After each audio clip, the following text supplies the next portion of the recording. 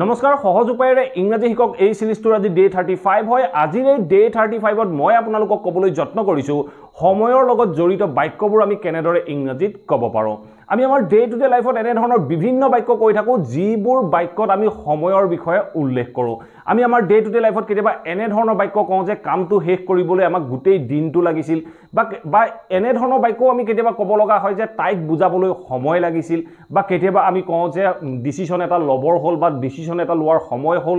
এনে ধৰণৰ যিবোৰ বাক্য কওঁ এই বাক্যবোৰত আমি সময়ৰ কথা উল্লেখ কৰো এনে ধৰণৰ বাক্যবোৰ যদি আমি ইংৰাজীত ক'ব লগা হয় তেনেকুৱা ক্ষেত্ৰত আমি কেনেদৰে বাক্যবোৰ ক'ব পাৰিম আজিৰ এই ভিডিওটোৰ জৰিয়তে শিকিবলৈ যত্ন কৰিম গতিকে ভিডিওটো আমাৰ ডে টু ডে লাইফৰ লগতে স্পোকেন ইংলিছৰ বাবে অত্যন্ত গুৰুত্বপূৰ্ণ হ'ব আপোনালোকে এক ছেকেণ্ডো স্কিপ নকৰাকৈ শেষলৈকে চাওক ডেফিনেটলি আপোনালোকে কনসেপ্টবোৰ বুজিব পাৰিব আৰু আপোনালোকে এনে ধৰণৰ বাক্যবোৰ আপোনালোকৰ ডে টু ডে লাইফত ব্যৱহাৰ কৰিব পাৰিব আৰু যদি আপোনালোকৰ মাজত কোনো লাৰ্নাৰ্ছে অনলাইন মাধ্যমৰ জৰিয়তে মোৰ হৈতে কোনো নোট মুখস্থ নকৰাকৈ অতি সহজ পদ্ধতিৰে প্ৰেক্টিছৰ মাধ্যমেৰে ইংলিছ গ্ৰামাৰৰ লগতে স্পোকেন ইংলিছ শিকিব বিচাৰে তেতিয়াহলে স্ক্ৰিনত লৈ থকা নাম্বাৰটোত আপোনালোকে মোৰ হৈতে যোগাযোগ কৰিব পাৰে ৰাতি 9 বজাৰ পৰা এটা অনলাইন বেচ ষ্টাৰ্ট হৈছে যদি আপোনালোকে ইচ্ছা কৰে ৰাতি 9 বজাৰ এই ক্লাছটো এনৰোল হ'ব পাৰিব সো আহক এটা ভিডিওটো আৰম্ভ কৰো আমি আমাৰ ডে টু ডে লাইফত এনে ধৰণৰ বিভিন্ন বাক্য কৈ থাকো যে এক্সামৰ বাবে পঢ়িবৰ হল বা মিটিংখন আৰম্ভ কৰিবৰ হল বা এটা সিদ্ধান্ত লবৰ হল এনে ধৰণৰ যিবোৰ বাক্য কওঁ মিটিংখন আৰম্ভ কৰিবৰ হল বা এটা সিদ্ধান্ত লবৰ হল এক্সামৰ বাবে পঢ়িবৰ হল এই বাক্যবোৰে কি বুজাইছে মানে এক্সামৰ বাবে পঢ়াৰ সময় হল মিটিংখন আৰম্ভ কৰাৰ সময় হল এটা সিদ্ধান্ত লোৱাৰ সময় হল এনে ধৰণে যেতিয়া ক'বলৈ যাওঁ তেনেকুৱা ক্ষেত্ৰত আমি বাক্যটো সদায় আৰম্ভ কৰিব লাগে each time to a phrase to ব্যৱহাৰ কৰি আমি বাক্যটো আৰম্ভ কৰিব লাগে সো এতিয়া চাওক মই যদি এটা বাক্য কওঁ যে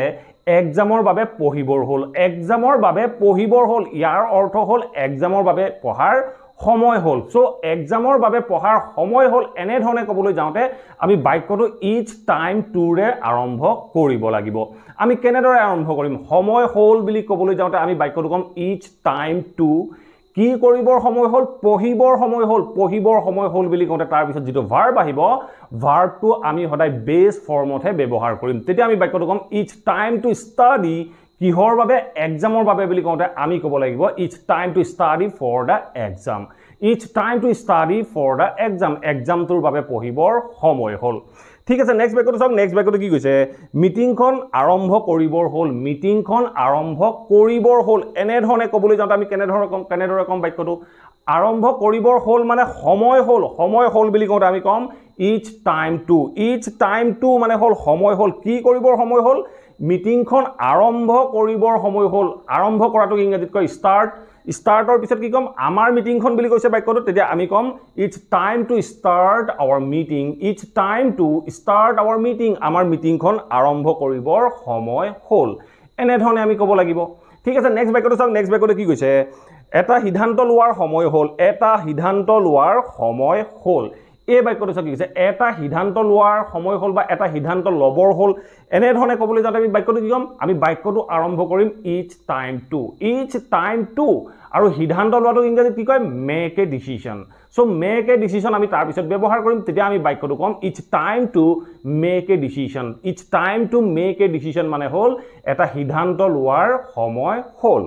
ঠিক আছে এতিয়া চাও আমি নেক্সট কিছুমান বাক্য এনে ধৰণৰ বাক্যবোৰত আমি কেতিয়াবা এনে ধৰণৰ ক'ব লগা হয় যে তেখেতৰ গা ধুবৰ হল তেখেতৰ অফিচলৈ যাবৰ হল এনে ধৰণে যিবোৰ বাক্য কওঁ আমি বাক্যটোৰ মাজত each time toৰ মাজত আমি এটা pronoun ব্যৱহাৰ কৰিব লগা হয় আমি কেতিয়াবা কওঁ যে তেখেতৰ অফিচলৈ যাবৰ হল তেখেতৰ গা ধুবৰ হল তোমাৰ কামটো শেষ কৰিবৰ হল এনে ধৰণে যিবোৰ বাক্য কওঁ তেনেকুৱা ক্ষেত্ৰত আমি এই বাক্যবোৰত each time টোৱে ব্যৱহাৰ কৰিম কিন্তু ইয়াত অকমান ডিফাৰেন্স হ'ব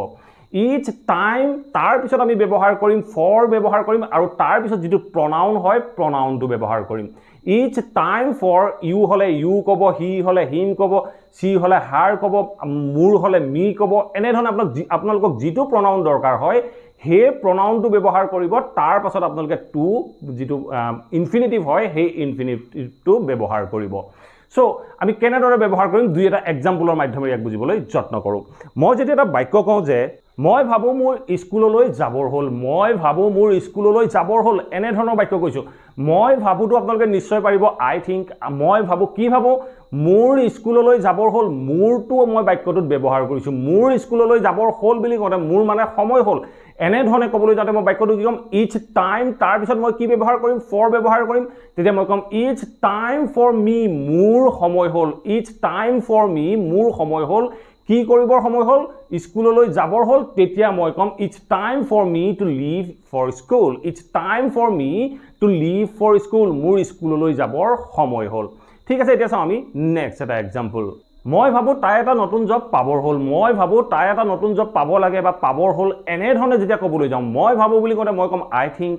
তাই এটা নতুন জব পাবৰ হ'ল মানে তাই এটা নতুন জব লোৱাৰ সময় হ'ল তাই এটা নতুন জব লোৱাৰ সময় হ'ল এনে ধৰণে কৈছো তাইৰ সময় হ'ল বুলি কওঁতে মই কি কম ইটস টাইম ফৰ হাৰ এনে ধৰণে আমি ব্যৱহাৰ কৰিম ইটস টাইম ফৰ হাৰ তাৰ পিছত আমি টু ইনফিনিটিভ ব্যৱহাৰ কৰিম it's time for her to get a new job it's time for her to get a new job মানে তাইৰ নতুন জব এটা পোৱাৰ বা নতুন জব এটা চাকৰি এটা লোৱাৰ সময় হ'ল বুলি কওঁতে আমি বাক্যটো ক'লো I think it's time for her to get a new job এনে ধৰণে আমি বাক্যখিনি ক'ব লাগে ঠিক আছে এতিয়া চাওঁ আমি নেক্সট এটা এক্সাম্পল নেক্সট এক্সাম্পলটো চাওক কি কৈছে it's time for you to get a job and earn money এই বাক্যটো চাওক কি ক'লে it's time for you to get a job and earn money এই বাক্যটো কি কৈছে ইটস টাইম ফৰ ইউ তোমাৰ সময় হ'ল তোমাৰ কৰিবৰ সময় হ'ল এনে ধৰণে কৈছো সো তোমাৰ সময় হ'ল কি সময় হ'ল টু গেট এ জব এটা চাকৰি লোৱাৰ সময় হ'ল তোমাৰ এটা চাকৰি লোৱাৰ সময় হ'ল এণ্ড আৰ্ণ মানি তোমাৰ এটা চাকৰি লোৱা আৰু টকা ঘটাৰ সময় হ'ল বুলি কওঁতে আমি বাক্যটো ক'লো it's time for you to get a job and earn money এনে ধৰণে ইটস টাইম ফৰ ইউ বা ইটস টাইম টু এই দুই ধৰণে আমি বাক্যত ব্যৱহাৰ কৰিব পাৰোঁ এতিয়া চাওঁ আমি সময়ৰ ক্ষেত্ৰত নেক্সট কেনে ধৰণৰ বাক্য ব্যৱহাৰ কৰিব পাৰোঁ আমি আমাৰ ডে টু ডে লাইফত এনে ধৰণৰ বাক্য ব্যৱহাৰ কৰি থাকোঁ যিবোৰ বাক্যত আমি কওঁ যে সময় লাগে ধৰক কিবা এটা কাম কৰিবলৈ সময় লাগে কিবা এটা কাম কৰিবলৈ সময় লাগিছিল পাষ্টতো ক'ব পাৰোঁ বা সময় লাগিব বুলি ক'বলৈ যাওঁতেও আমি ফিউচাৰত বাক্যবোৰ ব্যৱহাৰ কৰিব পাৰোঁ সো আমি কেনেদৰে ব্যৱহাৰ কৰিব পাৰোঁ এটা এক্সাম্পলৰ মাধ্যমেৰে ইয়াক প্ৰথমে বুজি ল'বলৈ যত্ন কৰোঁ মই যেতিয়া এটা বাক্য কওঁ যে ইংৰাজী ভালদৰে শিকিবলৈ সময় লাগে ইংৰাজী ভালদৰে শিকিবলৈ সময় লাগে এনে ধৰণৰ যিবোৰ বাক্য কওঁ এই বাক্যবোৰত যেতিয়া আমি সময় লাগে বুলি ক'বলৈ যাওঁ তেনেকুৱা ক্ষেত্ৰত আমি এটা ফ্ৰেজ ব্যৱহাৰ কৰিব লাগে সেই ফ্ৰেজটো হ'ল it's take time to it takes time to it takes time to এই ফ্ৰেজটো আমি বাক্যটোৰ আৰম্ভণিত ব্যৱহাৰ কৰি তাৰ পিছত টুৰ পাছত আমি যিটো বাক্যৰ অংশ থাকে সেই অংশটো ব্যৱহাৰ কৰিলে আমাৰ বাক্যটো কাৰেক্ট হৈ পৰিব সো মই বাক্যটো কৈছিলোঁ যে ইংৰাজী শিকিবলৈ সময় লাগে ইংৰাজী ভালদৰে শিকিবলৈ সময় লাগে এই বাক্যটো সময় লাগে বুলি কওঁতে আমি বাক্যটো কম ইট টেক্স টাইম টু সময় লাগে কি কৰিবলৈ ইংৰাজী শিকিবলৈ two learn English well it takes time two learn English well ইংৰাজী ভালদৰে শিকিবলৈ সময় লাগে it takes time two learn English well এনে ধৰণে আমি বাক্যখিনি ব্যৱহাৰ কৰিব লাগে সো এই কনসেপ্টটো আশা কৰোঁ আপোনালোকে নিশ্চয় বুজিব পাৰিছে আৰু দুই এটা এক্সাম্পল চাই দিওঁ আপোনালোকৰ বাবে কনসেপ্টটো সহজ হৈ পৰিব ঠিক আছে নেক্সট এক্সাম্পলটো চাওক নেক্সট এক্সাম্পলটো কি কৈছে চাওক it will take time to এই বাক্যটো চাওক কি কৈছে it will take time to এই বাক্যটো মই ফিউচাৰত লৈছোঁ সো মই ধৰক আপোনাক ক'ব বিচাৰিছোঁ যে আপুনি ফেমাছ হ'ব ছ'চিয়েল মিডিয়াত ফেমাছ হ'বলৈ আপোনাক সময় লাগিব মই ভৱিষ্যতত কৈছোঁ তেতিয়া মই It will take time to be famous on social media. It will take time to be famous on social media. মানে সোশ্যাল মিডিয়াত ফেমাস হ'বলৈ সময় লাগিব ধৰক মোক কোনোবা যেন সুধিছে যে মই সোশ্যাল মিডিয়াত কাম কৰি আছো কি হ'ব বা মই কেতিয়া ফেমাস হ'ম মই তেতিয়া আপোনাক কৈছো যে সোশ্যাল মিডিয়াত ফেমাস হ'বলৈ সময় লাগিব বুলি কওঁতে মই বাক্যটো কম ফিউচাৰত তেতিয়া মই বাক্যটো ক'ব লাগিব it will take time to be famous on social media to be famous to be আমি ব্যৱহাৰ কৰিছো কাৰণ বাক্যটো টুৰ পিছত আমি কোনো ভাৰ্ব ব্যৱহাৰ কৰা নাই সো এতিয়া চাওঁ আমি নেক্সট এটা এক্সাম্পল নেক্সট এক্সাম্পলটো চাওক কি কৈছে It took time এই বাক্যটো চাওক it took time to সময় লাগিছিল মই পাষ্টত বাক্যটো লোৱাৰ বাবে টেকৰ পাষ্ট ফৰ্ম টুক ব্যৱহাৰ কৰিছো মই কৈছে it took time to make her understand এই বাক্যটো চাওক কি ক'লে it took time to make her understand তাইক বুজাবলৈ সময় লাগিছিল ধৰক কোনোবা এজনী ছোৱালীক মই বুজাই আছিলো তাই বুজা নাছিলে তেতিয়া আপুনি মোক সুধিছে যে তাইক আপুনি বুজালেনে বা তাইক বুজাবলৈ কিমান সময় লাগিলে তেতিয়া মই আপোনাক কৈছো যে তাইক বুজাবলৈ সময় লাগিল বা সময় লাগিছিল এনে ধৰণে ক'বলৈ যাওঁতে মই বাক্যটো পাষ্টত কৈছো পাষ্টত কোৱাৰ লগে লগে মই বাক্যটো ক'লো it took time to make her understand তাইক বুজাবলৈ সময় লাগিছিল এনে ধৰণে আমি it take time to আমি যিকোনো টেন্সত ব্যৱহাৰ কৰিব পাৰো এতিয়া আমি কেতিয়াবা এনে ধৰণৰ বাক্যবোৰ অলপ বেলেগ ধৰণেও ক'ব লগা হয় মই যদি এটা বাক্য কওঁ যে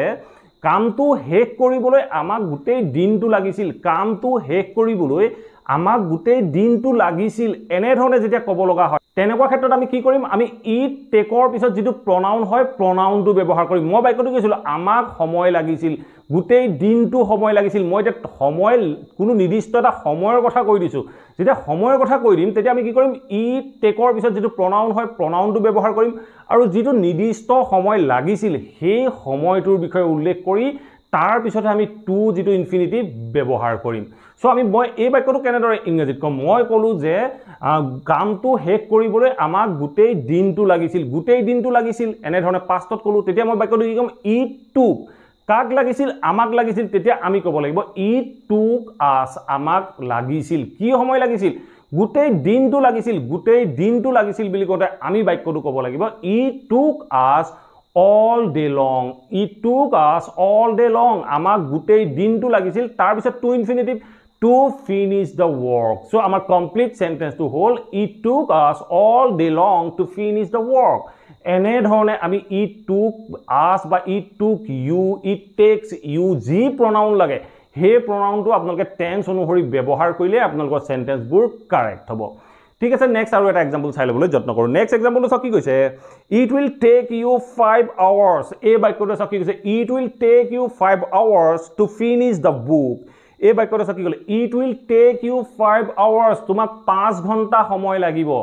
এটা সব বাক্যটো কি কৈছে it will take you তোমাক লাগিব বুলি কৈছো so it will take you কিমান সময় লাগিব মই নিৰ্দিষ্ট এটা সময়ৰ কথা কৈ দিছো তেতিয়া মই কৈছো it will take you 5 hours